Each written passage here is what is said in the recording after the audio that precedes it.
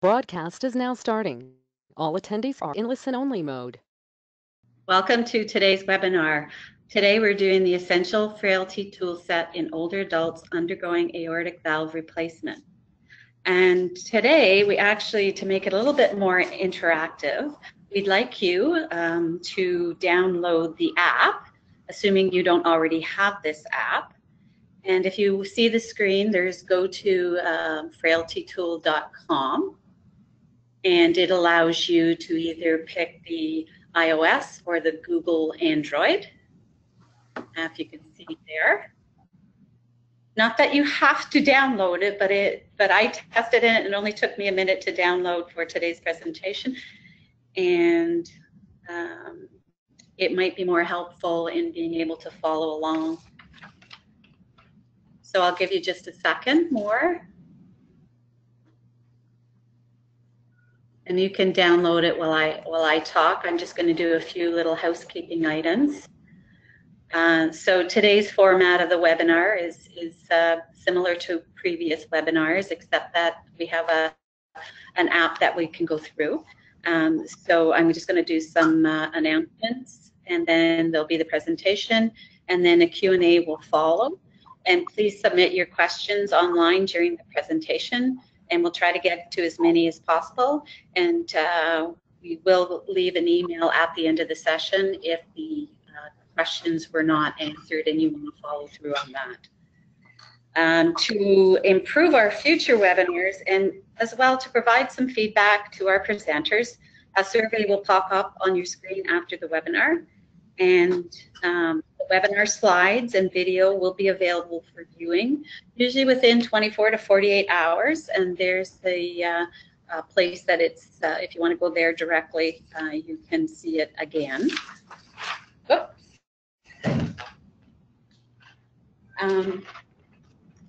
So our next webinar coming up will be June 20th, and that's Robin Urquhart from Dell.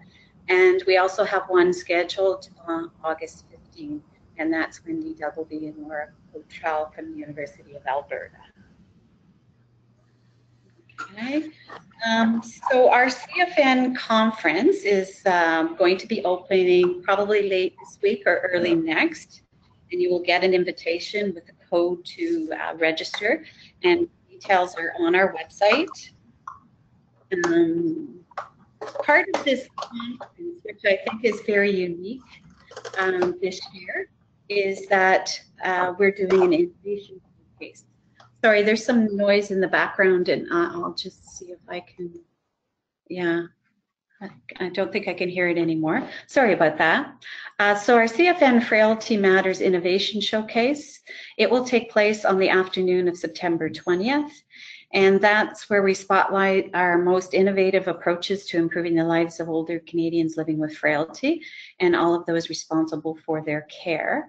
The call closed, and we received an overwhelming response to this call, and these are now in review, and they will be, the winners will be notified in late June. I think that's all the announcements. We don't have any competitions outstanding today, so I will go ahead and present introduce our presenter today. So he is an associate professor in the Department of Medicine at McGill University, and of course it's Jonathan Affiliello.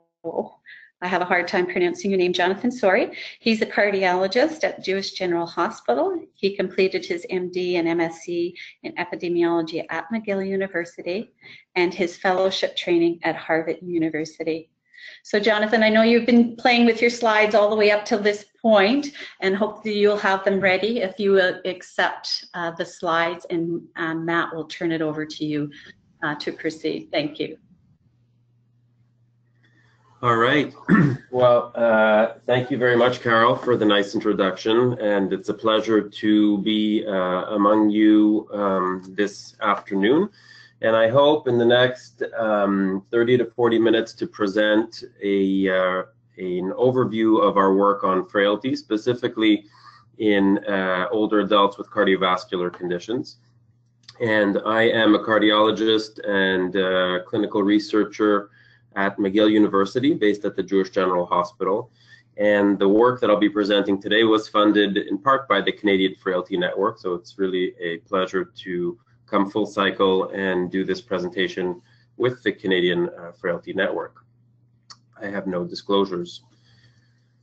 So this is the construct that I'd like to start with, and this is basically the patient who is diagnosed with aortic stenosis and progresses to the point where they have severe symptoms and should undergo an aortic valve replacement to treat those symptoms. And we see in the solid line that the robust patient, or the non-frail patient, will have a decline in functioning upon progression of aortic stenosis, and a transient decline after the surgical procedure, which is expected, but then will bounce back and will do quite all right with regard to their functional status.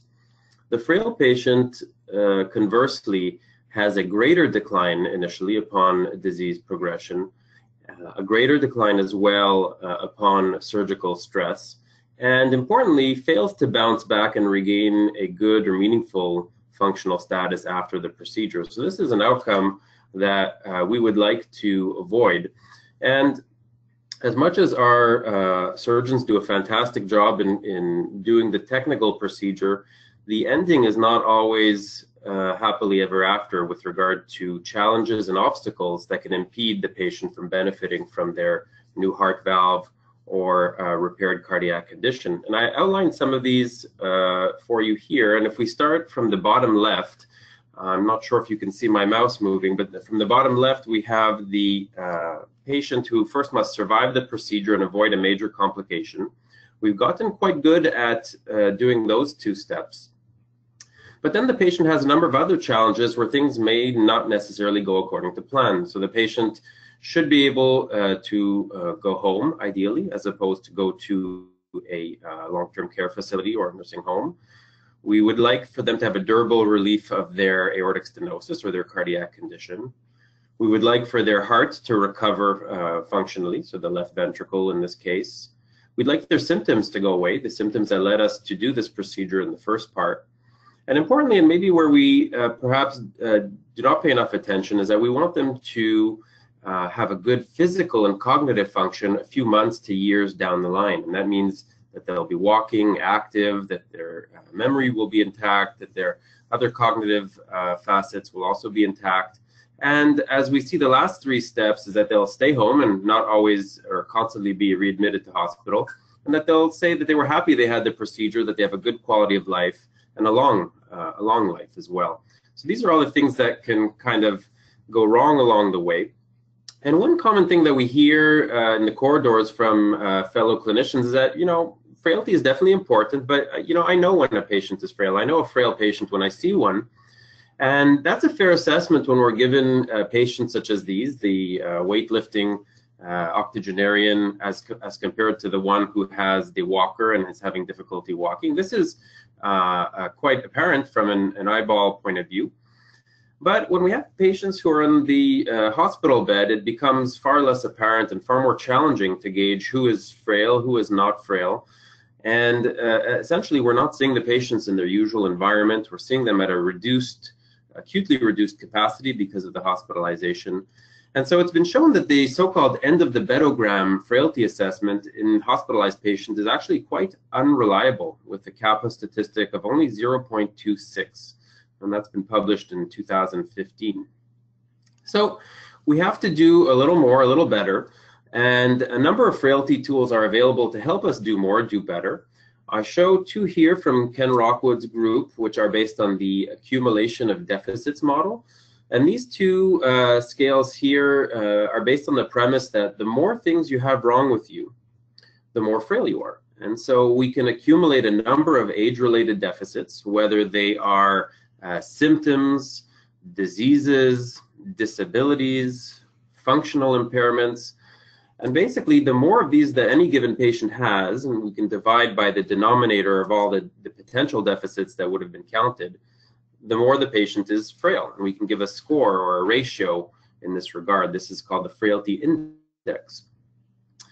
Ken Rockwood's group has also developed a shorter and more visual assessment of the frailty index, which is based on these 9 pictorial descriptions of what it is to be very fit, well, managing well, vulnerable, mildly, moderately, and severely or very severely frail, and finally terminally ill. And here, with a kind of structured eyeball assessment, after getting to know the patient, we can classify our patient in one of these categories. Fried and Gorelnik and others have taken a more phenotypic view of frailty and expressed the frailty syndrome as somewhat of a physical syndrome that is based a lot on sarcopenia, physical strength, and muscle function.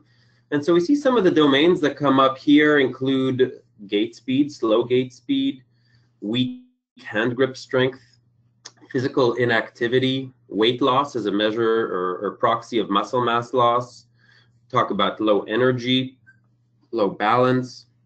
And at the bottom left, we see the chair stand test as yet another test to measure lower extremity strength.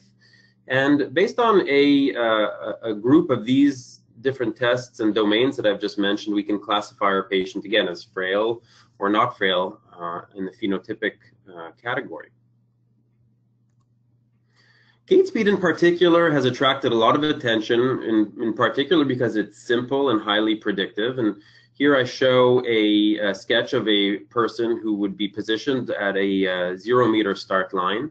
We would say go and start our stopwatch as soon as they put their first footfall down. And we would time them as they complete this either 4 or 5 meter course without decelerating before the finish line. And this measure would be called the gait speed. So we know that in community-dwelling older adults, this is a meta-analysis from Stephanie Studensky, gait speed is extremely powerful. And as patients, or people in this case in the community, walk slower, they tend to die more often or have a higher risk of death. And this is quite consistent across a large number of studies and large number of patients with the adjusted hazard ratio shown below. What about in cardiac surgery? So we tried to tackle this question and published the manuscript in 2010. This is a study where we basically took this wealth of knowledge and evidence from the geriatric literature in older adults living in the community. And we said, you know, does this apply to the older adult with heart disease who's about to have a cardiac surgery? And so after recruiting just approximately 150 patients, we found impressively that the the slow walkers here in the black circled lines had approximately a 2-fold increase in mortality or major morbidity when we compared them to their so-called normal gait speed counterparts. So you see on the x-axis the STS predicted risk of mortality or major morbidity, and on the y-axis we see what would happen after the procedure. So to walk you through, if the patient had a 20% predicted risk of mortality or major morbidity, and they were they had normal gait speed, we observed, you know, somewhere along the lines of a 10 to 20% actual event rate. But if they were a slow walker, and we define slow walking here as more than 6 seconds to complete the 5 meters, well, then that risk just about doubled or even tripled at times for the same other characteristics, for the same other kind of comorbidities and age and profile. So we felt that we had replicated this concept in the cardiac surgery population and that this was worth doing on a larger scale. And the Society of Thoracic Surgeons agreed with us and implemented the 5-meter gait speed test in their nationwide database of cardiac surgery, a database that has millions of records accrued and is the largest of its kind in North America. And what we were able to learn after just over a year of having implemented the 5-meter gait speed test in the STS database is that the test was, first of all, highly feasible. We managed to enlist a large number of sites that were performing it on a regular basis, and in the end performed it in just over 15,000 patients. We were able to classify patients in tertiles as fast, intermediate, or slow, and our cutoff of more than 6 seconds to walk 5 meters held up in this analysis as the lowest tertile of patients. And furthermore, the relationship between gait speed and operative or 30-day mortality was quite apparent here in a linear or continuous fashion. As patients moved towards the left of the screen, so they became slower, their odds ratio for operative mortality increased significantly. Shown here numerically, we can observe that in the slowest walkers, the risk of operative mortality was 3.4%. In the middle tertile, it was 1.9, and in the fast tertile, it was 1.1. So essentially 1 to 2 to just over 3% based on the gait speed tertile. You may think that those numbers sound low for operative mortality, but keep in mind this was a fairly all-comer type cohort of patients age 60 and above. So not necessarily even in the oldest old, but just in the older population, there was this tripling of risk from the fast to the slow walkers. Similar conclusions can be drawn looking at the major morbidity, and I won't go through all of these, but most of the complications were also increased in the slow walkers as compared to the fast walkers. So the story is not all rosy for gait speed and cardiac surgery, because to our disappointment, when we looked at the integrated discrimination improvement, or IDI statistic, and similarly the C statistic, we observed that although we had very nice odds ratios for gait speed, we weren't necessarily reclassifying or discriminating as many patients as we would have liked when we added gait speed to the STS risk score. So this IDI statistic, for example, is significant, and it tells us that there is incremental value to gait speed, but its magnitude is quite modest, and tells us that the added value of gait speed when added to this model is in the low to modest range. So before telling you what we did to improve that, I'll just show you that the same study was done in transcatheter aortic valve replacement patients, so TAVR patients. This is a procedure where we replace the aortic valve through usually a femoral percutaneous approach, so without doing open heart surgery. And in this context, I was a part of this effort with the STS and TVT registry, where again we managed to implement a 5-meter gait speed test, in this case in just over 8,000 patients. We classified patients again based on fast, intermediate, and slow tertiles. And I'll draw your attention to the fact that the slow tertile here is different than what we saw in cardiac surgery, and that's because these TAVR patients are typically quite a bit older and have much more comorbid disease than their open heart surgery counterparts. These are typically very frail patients that are, at least at this period in time, referred for TAVR. So the cutoff here that was meaningful to identify slow patients was rather greater than 10 seconds and not necessarily greater than 6 seconds. And what we observe is a separation between these curves, where the slow walkers in blue here were having the highest 30-day mortality as compared to the fast walkers. But again, as you see, the separation between the curves, or the incremental value, is quite modest. Hermiller and al. In this analysis of the core valve trial, again of TAVR patients, confirmed this modest or limited value of gait speed alone when added to models. And you see that at the bottom here that whereas 5-meter gait speed was actually quite significant, with a p-value of 0.02 to predict mortality after TAVR, it was not retained in the multivariable model and score to be implemented in these patients. Gait speed was not doing enough for us in this context. Other things that were a little bit more exciting were albumin, low albumin, patients who were living in assisted facilities, or patients who were on home oxygen. These were far more predictive of bad outcomes. Things started to change a little bit when we began to look at frailty more as a syndrome rather as a simple one aspect test of gait speed. So when we started to look at frailty as a syndrome, this is another study from Suzanne Arnold et al., again in the TAVR patient population. And now when we began to look at frailty, again, as I mentioned, as a syndrome, not just as gait speed, we did actually, again, observe a significant effect, and this time retain it in the multivariable clinical models, both for 6-month and 1-year clinical outcomes. And one thing that I like a lot about this study from Suzanne Arnold is that she classified the outcomes not only in terms of alive or dead, as had been done in previous studies, but rather as alive, dead, and also good quality of life. So here a poor outcome is not just defined by your vital status, but rather it's defined as your vital status and your quality of life from the Kansas City Cardiomyopathy Questionnaire. Here we see some scores and cutoffs used to define a patient who has a poor or declining quality of life after the procedure. And you can see that based on the frailty syndrome, there's a higher odds ratio for that outcome, specifically at 6 months.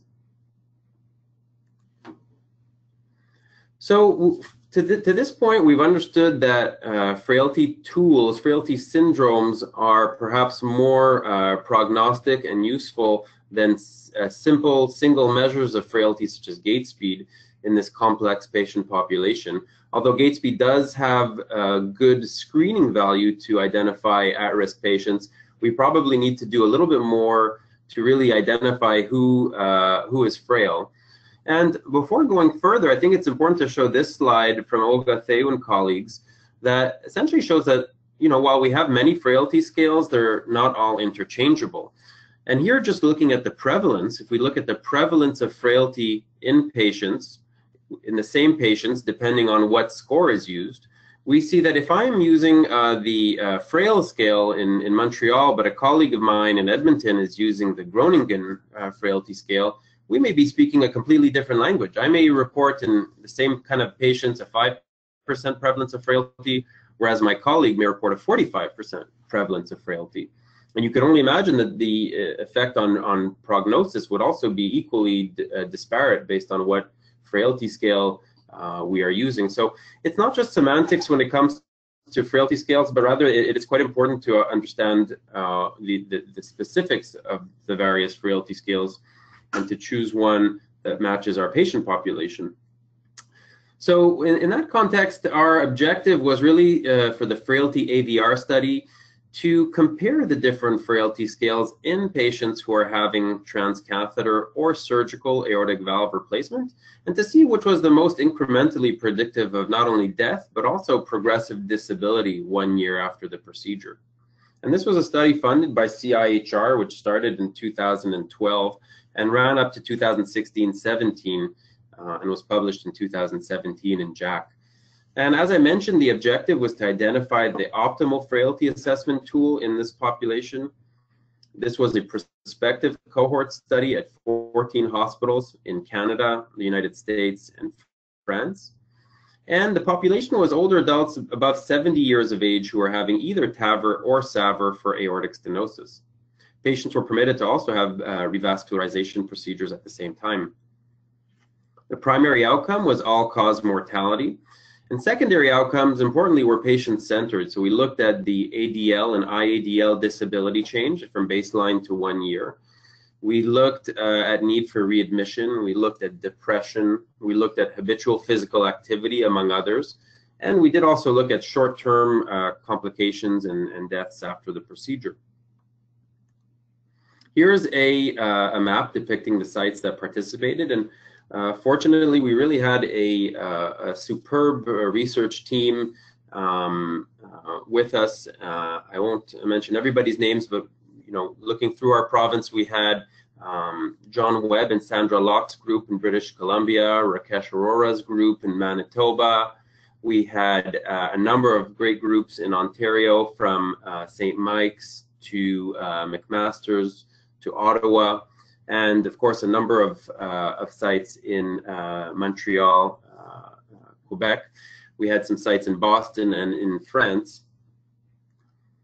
And what we did was we looked, as I mentioned, at a number of different frailty domains and tools. And before showing you what all of the established scales were able to do, I'll show you what one of our nice take-home messages was, which was basically, if we look at all of the potential candidate variables or domains for frailty, and we use a Bayesian approach to identify the ones that are the most predictive. And this is usually a parsimonious approach, which is going to try to identify the few really highly predictive domains or variables that are candidates in a model. What we came up with was this, and this is the Essential Frailty Toolset, which happily I think touches on the important domains, both statistically as I mentioned, but also from a common sense and construct point of view. So we had the 5 sit to stand test, or the 5 chair rise test that came up, and you see there some cutoffs and associated points. We had a cognitive impairment that came up, and this was initially done with the mini mental status score of less than 24 to define cognitive impairment. And then finally, 2 readily available biomarkers, which are hemoglobin and albumin. And these are measures in this context of chronic inflammation, malnutrition, and also disease status. And with this, we were able to score patients from 0 to 5, with 0 being best and 5 being worst. And what you can see, maybe we can just look at the blue bars. The blue bars of death increased quite significantly as our score of the EFT increased from 0 all the way to 5. And if we get all the way to 5, only 21% of patients will have had a positive outcome, meaning no death or no progressive disability after their procedure. And here we may be invoking something of the futility word here, because really the vast majority out at this level of frailty were not deriving benefit. And in the middle here, a good number as well were not deriving benefit and had something to gain from some interventions that I'll touch on a little bit later on in the talk. I did mention that we compared a number of established scales and not only derived a new one. And what I can tell you from this, without going through every scale on this slide, is that all of the scales generally were predictive of mortality and also of disability. So there weren't any bad scales, so to speak. We can't necessarily say that Freed was better than Rockwood, or Rockwood was better than Freed, or so forth. But really, all of the scales did a pretty good job, regardless of what was used. And why we did eventually stick with the Essential Frailty Toolset above these scales and recommend this scale is because in this cohort, the improvement in model performance was actually quite a bit better than the other established scales. So if we look at the change in the C statistic, the change in the BIC, the IDI statistic, which we mentioned briefly before, all of these model performance statistics look to be quite a bit better with the addition of the Essential Frailty Toolset as compared to the other scales. Although, again, as I mentioned, the other scales were significantly and importantly predictive and additive to existing clinical models. But we just felt that the EFT in this context, the data showed was performing better, and fortunately was a lot quicker to do as well than many of these other scales. So here's the final model where we have our clinical variables: age, sex, BMI, comorbidities, which I won't necessarily go through in detail, and finally frailty with the EFT.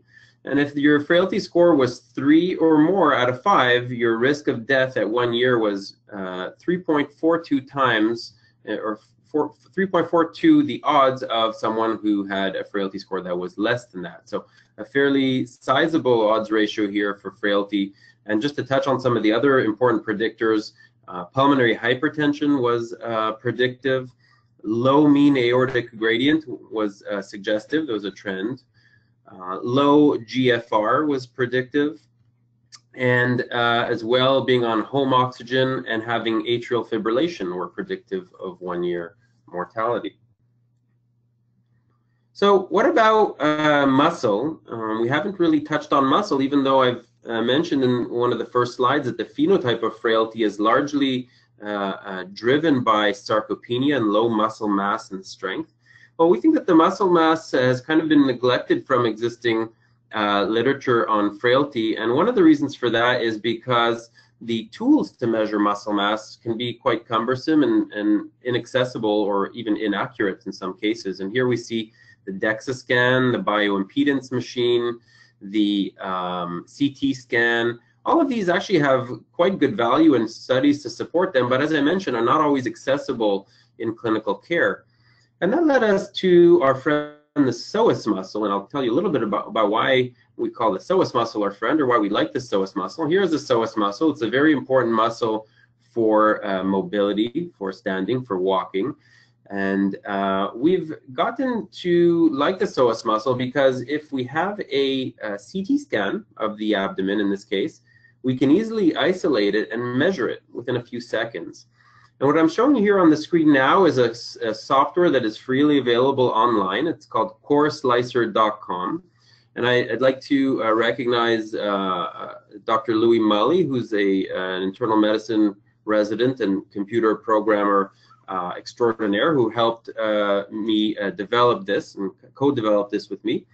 And what this tool is essentially doing is allowing us to import a clinical CT scan that was done before TAVR. And as you see now, we are highlighting with semi-automatic tools the two psoas muscles in blue and in green. And we are obtaining a psoas muscle area.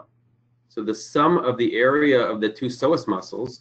And as it turns out, this is quite a good predictor or correlate of total body muscle mass and quite a good predictor of outcomes after TAVR and other procedures. So here's one of the first studies we did to validate this concept, where this is a study by Sam Aman, who is also an internal medicine fellow and did his master's on this topic, where we see that here in this slide, especially women with low muscle mass had a far decreased survival after TAVR as compared to women or patients with normal or intermediate muscle mass. And this was work as well that we did with our group at McGill with Dr. Nick Piazza and Martucci, and as well Dr. Moret Vigano, and as well with a group in Munich, so a two-center study.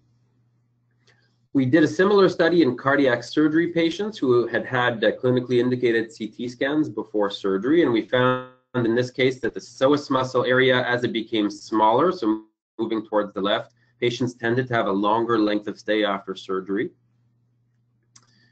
We've also done this study. Laura Drudy, who's a vascular surgery resident, led this study showing that in patients who are having AAA operations and had low psoas muscle mass, in dotted here, had far lower survival, 4 to 5 years after the procedure.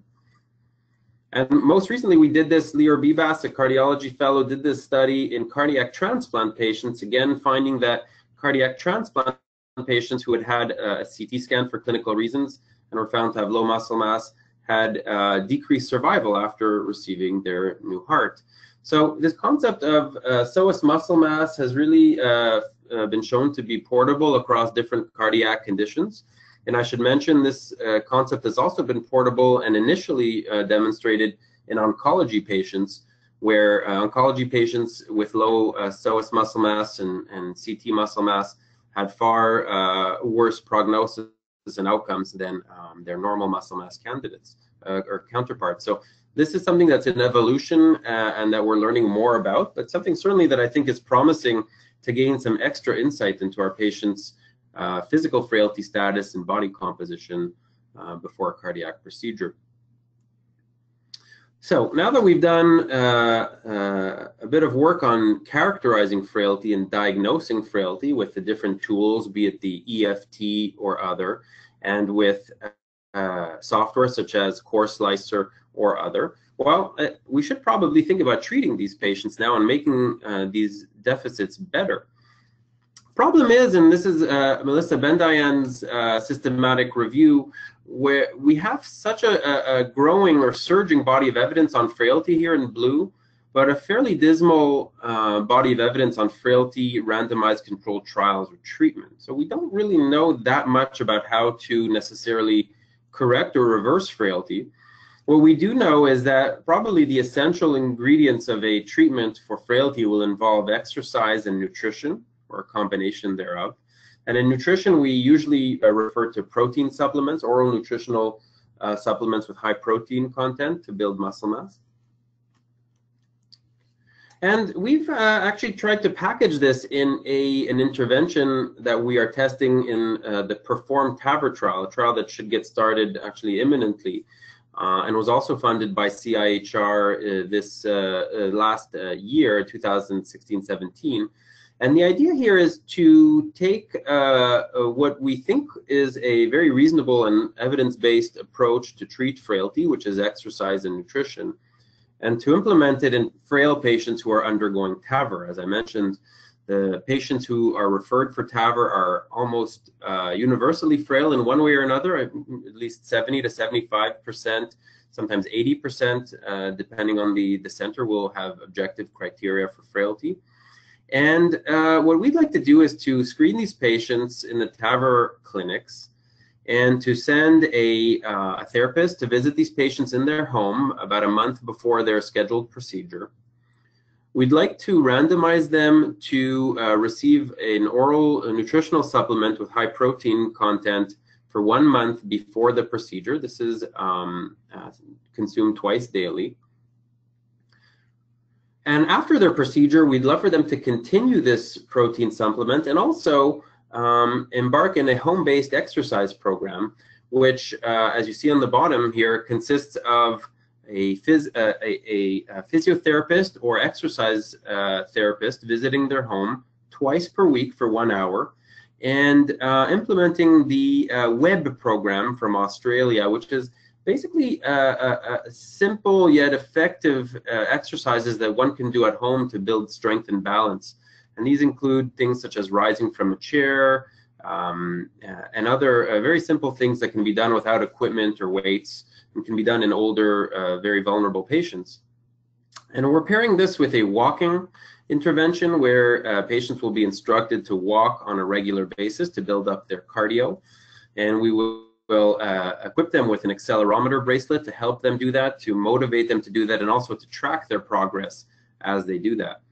The usual care group will be given the usual instructions on physical activity and nutrition, but will not have these visits from the therapists or these protein supplements. The intervention will continue for 3 months, at which point a blinded outcome assessor will visit the patients and perform a number of assessments. In particular, the primary outcome is physical frailty, as measured by the Short Physical Performance Battery Scale. And our hope is that by implementing our intervention, patients will have better physical functioning, lower physical frailty 3 months after the procedure. And we know that despite receiving brand new heart valves, a large number of patients remain quite physically inactive, quite frail, quite sedentary. So we want to help patients benefit from their new heart valve and really have their skeletal muscles kind of catch up with their heart and allow them to benefit. We're also very interested in quality of life, disability, body composition, cognitive function, and of course safety is a key concern here to make sure that this intervention does not cause any harm. We will look at 6 months at adherence to this intervention. I want to go through in the next 5 or so minutes 2 quick cases and then open up for questions. And this first case, to illustrate what we've just discussed, is a 79-year-old lady admitted with heart failure. She has a past history of AFib and hypertension, and she undergoes an echocardiogram that shows severe aortic stenosis. Coronary angiogram is normal, and we do a Society of Thoracic Surgeons risk score, or predicted risk of mortality, PROM, which tells us that if we were to send her to a surgical aortic valve replacement, her risk of operative mortality would be about 5%. Problem is, day 3 comes by, and while the patient is well diuresed, she's still not out of bed. And so, and if you will kind of play along here, we pull up our Frailty app in this context, and we try to understand, what's going on here. Why is our patient who, should be doing better, not really doing so hot? So first thing, as you open the Frailty app, we will input some basic demographics for this patient. So she's a 79-year-old woman, and she is scheduled to undergo perhaps a TAVR in this context with an STS risk of mortality of 5%, as we mentioned. In the next page, we're going to ask this patient to remember 3 words. So this is first kind of preparatory part for cognitive, a brief cognitive assessment. So here, please remember the words banana, sun, chair. We're going to ask the patient to do a chair rise test. Just first make sure she can do 1, and in this case, she can do 1. So now we're going to go to step 2 of the chair rise, which is actually timing her as she does 5 of them.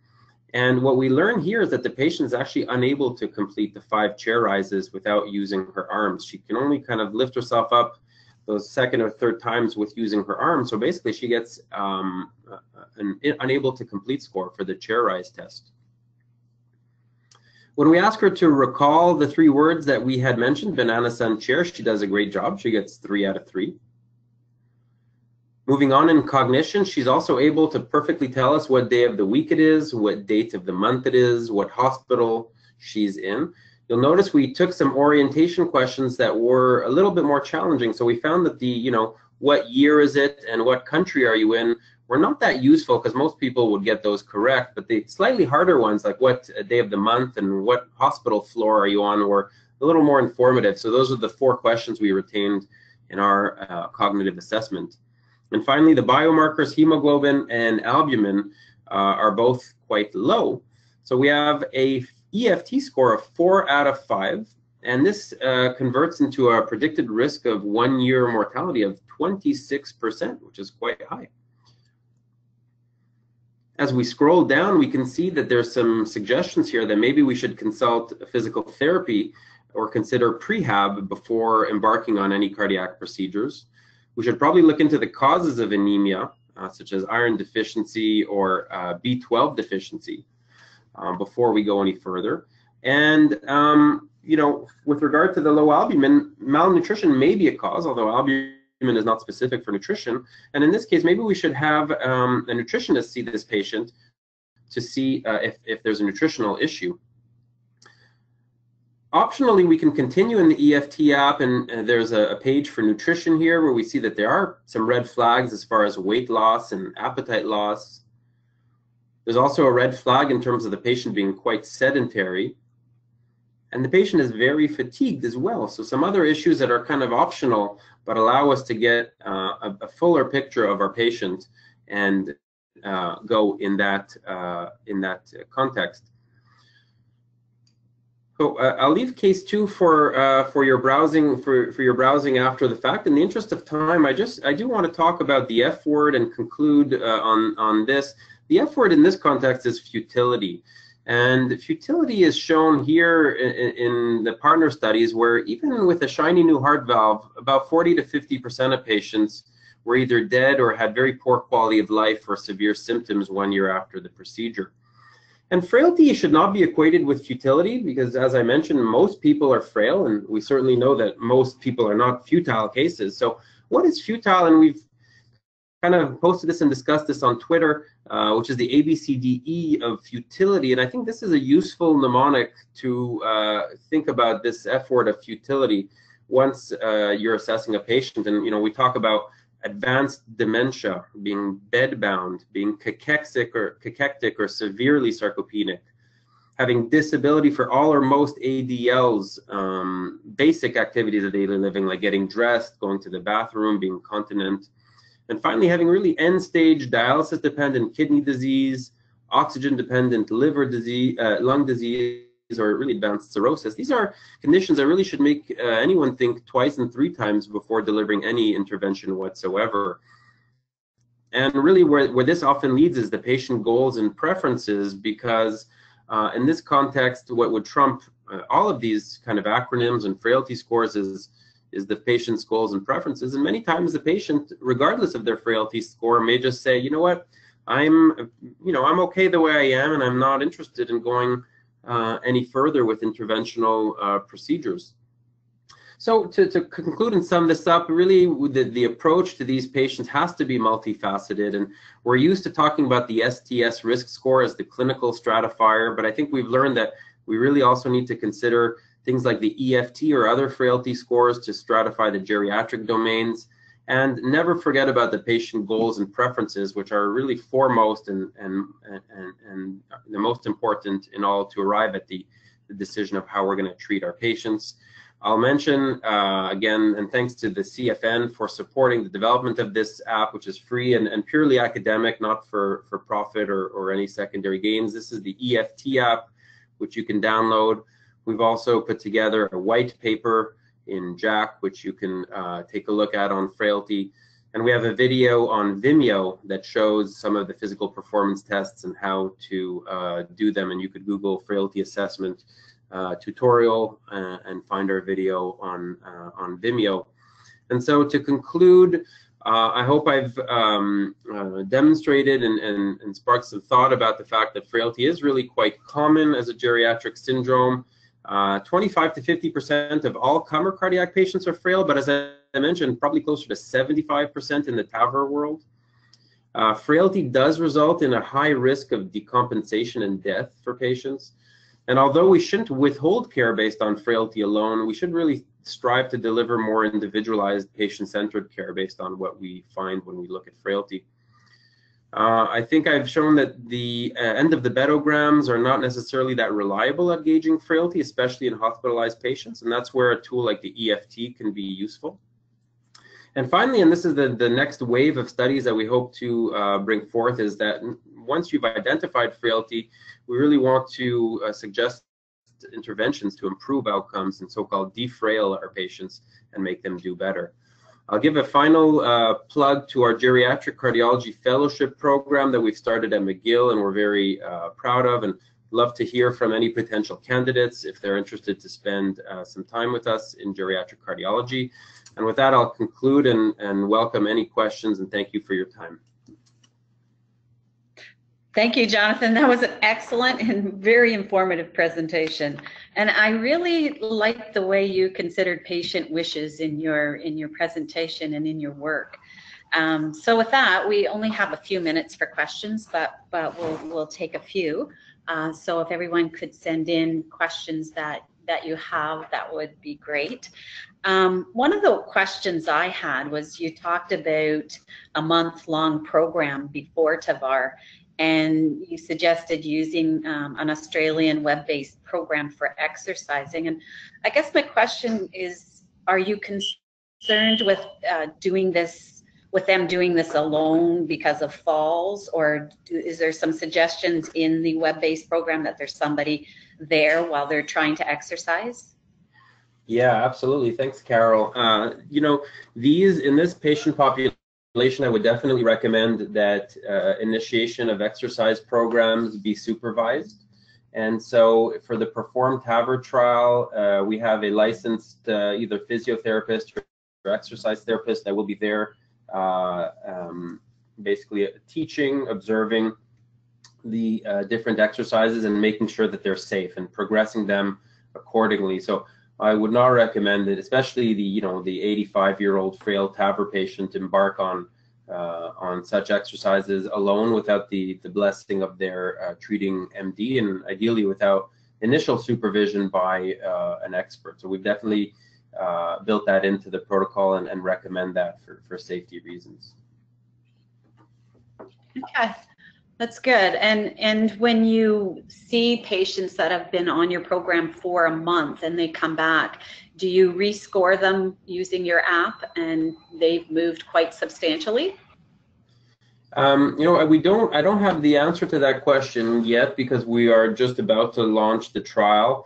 Although, you know, anecdotally, I have seen patients get quote unquote defrailed with these kinds of interventions, and I can remember one very frail lady who had, I think, a BMI of 17 and was not able to get out of bed unassisted, was severely malnourished, who, before undergoing or even being considered for a TAVR, spent a few weeks with us in inpatient cardiac rehab, having nutritional supplementation and intensive physiotherapy.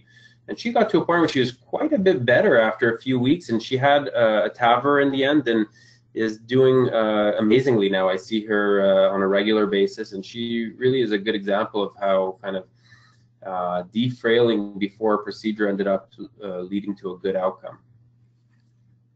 Okay.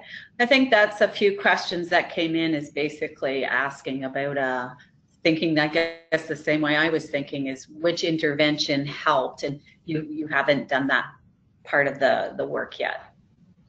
Right. That is kind of the next step. We kind of know. Yes. Okay. And so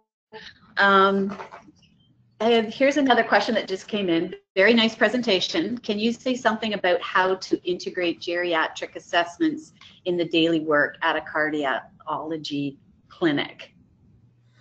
Yeah, so I think that's a great question, and it touches on the feasibility and real life implementation of frailty testing. And certainly some of the more complex scales, while they're great and really smartly put together, are not necessarily feasible in real life clinical practice. So that was one of the main reasons why we developed the EFT. And the way I do that in my clinic basically is I have even in the outpatient setting, I can have a patient sitting across from me, and I will start by asking them to remember the 3 words for the 3-word recall. I'll then ask them to do the 5 chair rises, and that I just take out my iPhone, and I have a chair obviously in the room already, so that doesn't require any equipment or any moving around. The patient does those 5 chair rises, and I time them on my iPhone. And after that's done, we can ask the patient about orientation to day, date, hospital, and floor. So 4 quick questions. And we can ask them to recall the 3 words for the 3-word recall. And that will kind of give us a good idea, similar to a mini cog, as to their cognitive function for that EFT domain. And then I'll check the labs for the hemoglobin and albumin. And basically within a minute or 2, I can kind of whip up an EFT score in that patient in the clinic. And same applies in the hospitalized setting. So that's one of the reasons why it's nice to have something like those tests rather than perhaps something like gait speed, which, although it's great and very predictive, would require me walking my patient out to a corridor and having, start and finish lines with masking tape on the floor, or perhaps having a hand grip dynamometer in the room. All of these things are great, but I may not have them at the tip of my fingers, whereas the iPhone and the basic blood tests are usually there wherever we are. Yeah, that makes so much sense. Okay, I'm just going to ask a really quick question, because somebody's asking if you can clarify what is meant by end of bed ogram. Okay, yeah. So that is actually a line that I've heard from Dr. Mack, who's a cardiac surgeon in the U.S., a prominent cardiac surgeon in the U.S., and that's basically where surgeons on their rounds would typically stand at the end of the bed and kind of eyeball the patient, just do a quick eyeball of the patient, and from there have an impression or a feeling as to their frailty and general kind of health status. So they've kind of jokingly called it the end of the bedogram, or the kind of the eyeball test, where they would get a lot of information just by looking at the patient, but as we kind of have found and others have found, probably not enough information to make meaningful treatment decisions in most cases. Okay, sorry, I got caught reading the questions here. There's quite a few more, and I don't think we can get to them all, but most people have said this is an excellent presentation. We'll probably follow up with you. So before we end today's webinar, as we're almost in our final minutes, do you have any final thoughts or comments to share with the group before we end today's webinar?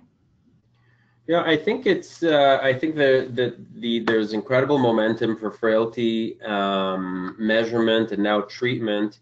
I think we've done, as a community, done well to move past the debate about which scale specifically to use, and kind of just agree that this is an important concept, and we should measure frailty objectively using a tool that is kind of accessible and useful to us and our patient population. And really the challenge now is going to be to do that phase 2, which is treating these patients and finding innovative ways to deliver these treatments, because as simple as exercise and nutrition can sound, we all know that these are probably the hardest things to deliver, especially in octogenarians and frail patients. So that's really the challenge ahead of us, and where I think future research will show some interesting insights. Yeah, change is hard, that's for sure. So Jonathan, that was just excellent presentation, and I really thank you for taking the questions, and I'm thinking you're going to get a few more. And again, the comments are coming back just saying how great your presentation is. And we know you have a lot. I'll just mention I'd be very happy to take any questions on Twitter as well if people feel that that's easier for them to post questions on Twitter. At FRAILTYMD is my handle, and I'd be happy to answer questions in that way or through whatever ways you have set up already. That's great. Thanks so much. And I think we have it on the slide there of your email as well. So I think that ends today's webinar, and thanks everyone for joining us today, and hope you'll register for our next webinar, which I'm sure will be just as great as Jonathan's had today. And so have a great rest of the day, and bye for now. That ends today's webinar. Thank you. Thank you.